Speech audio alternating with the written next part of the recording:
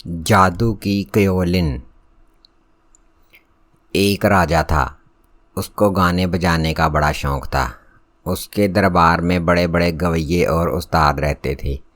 राजा उनको बड़ी बड़ी तनख्वाहें देता था और रोज़ 1-2 घंटे उनसे संगीत सीखा करता था। लेकिन इस तरह बहुत कोशिश करने पर भी राजा को गाना बजाना ना आया। राजा ने नए नए उस्ताद बुलाए तो भी कुछ फ़ायदा ना हुआ। तब राजा ने निराश होकर गाने की कोशिश छोड़ दी और सिर्फ बजाना सीखने लगा। तरह तरह के बाजे मंगवाए और साथ ही बजाने वाले भी। इस तरह फिर बहुत सा रुपया खराब हुआ, लेकिन इसका भी कुछ फल ना निकला। अब राजा बहुत उदास हो गया। उसने सोचा, मैंने राज के इतने रुपए खर्च कर दिए, इतनी तकलीफ़ उठाई, राजकाज छोड़कर गाने के पीछे पड़ा रहा, लेकिन मैं सीख ना पाया, कुछ भी नहीं सीख सका। जब लोग ये बात सच जान जाएंगे तो क्या कहेंगे? क्या वे मेरी हंसी नहीं उड़ाएंगे? इस फिक्र में राजा ने खाना पीना भी कम कर दिया। उसे रात दिन सोते जागते एक ही सोच पड़ी रही कि वह गाना बजाना क्यों कर सीख सकेगा। एक रात को जब राजा यही सब सोचते सोचते सो गया तो सपने में उसे एक देवी दिख पड़ी। उसने कहा, राजा, मैं जानती हूँ कि तुम्हें कौन सी चिंता सता रही है। तुम्हारा हाल देखकर मेरा मन पिघल गया है, इसलिए मैं तुम्हारी मदद करने आई हूँ। देखो, मैं तुम्हें एक जादू की क्योलिन देती हूँ। इसको बजाने में तुम्हें कुछ भी तकलीफ़ ना होगी। बस तारों पर कमान धर दो और आप ही आप ये क्योलिन बजने लगेगी और इसमें से ऐसी मनोहर ताने निकलेंगी कि सुनने वालों पर मंत्र सा चल जाएगा। इस क्योलिन में एक और भी विशेषता है। ये जिसके सामने बजेगी वह आदमी बिना कुछ कहे सुने नाचने लगेगा और तब तक नाचता रहेगा जब तक क्योलिन का बजना बंद ना हो जाए। लो ये क्योलिन, सुख से रहो, मैं जाती हूँ।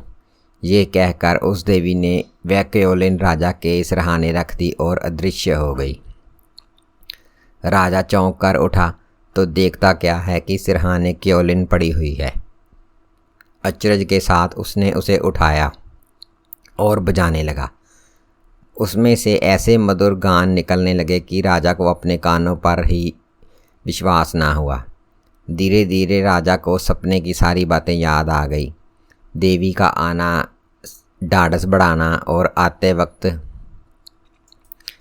क्योलिन सिरहाने रख देना, सब कुछ चित्र की तरह उसके आंखों के आगे नाचने लगा।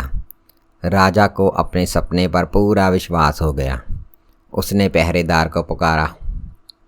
पहरेदार आकर उसके सामने हाथ जोड़कर खड़ा हो गया। राजा क्योलिन उठाकर बजाने लगा। बस अब क्या था, पहरेदार राजा के सामने नाचने लग गया। राजा को बड़ी खुशी हुई। वह और भी जल्दी जल्दी बजाने लगा। नौकर भी और तेजी के साथ नाचने लगा। आखिर नाचते नाचते वह थक गया और उसके हाथ पैर दुखने लगे। वह रुकना चाहता था लेकिन रुक ना सका। बेचारा राजा से गिड़गिड़ाकर कहने लगा, महाराज, मुझे मालूम होता है किसी ने मुझ पर जादू कर दिया है। मेरे हाथ पैर दर्द कर रहे हैं। अगर थोड़ी देर और नाचता रहा तो मैं बेहोश होकर गिर जाऊंगा। कोई उपाय करके इस कला से मेरा पिंड छुड़ा दीजिए। राजा को उस बेचारे पर दया आ गई और उसने क्योलिन बजाना बंद कर दिया। नौकर लड़खड़ाता खड़ा हो गया। उसका सारा बदन पसीने से तरबतर हो रहा था। राजा को विश्वास हो गया कि अब कोई उसकी हंसी ना उड़ा सकेगा। उसकी सारी उदासी दूर हो गई। दूसरे दिन सवेरे दरबार में जाते वक्त वह अपने साथ जादू की क्योलिन भी ले गया। थोड़ी देर के बाद राजा के दरबारियों ने अपनी क्योलिन दिखाई और धीरे धीरे उसे बजाने लगा। जैसे ही क्योलिन बजी, मंत्री, सेनापति और सभी दरबारी उठ खड़े हुए और नाचने लग गए। राजा की खुशी का ठिकाना ना रहा। वह और भी ज़ोर ज़ोर से बजाने लगा। दरबारी और भी तेज़ी से नाचने लगे। कुछ ही देर में सब लोग हाँफने लगे और गिड़गिड़ाकर कहने लगे, महाराज और न बजाइए, नहीं तो हमारी जान निकल जाएगी।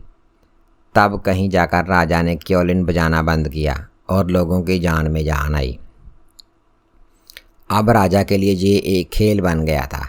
वह रोज़ दरबार में क्योलिन ले जाता और घंटे 2 घंटे दरबारियों को नचाकर अपना मन बहलाता। नाच नाच कर उन लोगों का थक जाना, हाय हाय करना, चीखना चिल्लाना और गिड़गिड़ाना देखकर हंसते हंसते राजा का पेट फूल जाता। वह कहता, वाह अच्छा तमाशा है भाई। एक दिन राजा दरबार में बैठा हुआ था और वह क्योलिन उसकी बगल में रखी हुई थी। थोड़ी देर बाद राजा ने बजाने के लिए क्योलिन ढूंढी तो मालूम हुआ कि वह गायब है। सब दरबारियों की तलाशी ली गई लेकिन क्योलिन नहीं मिली।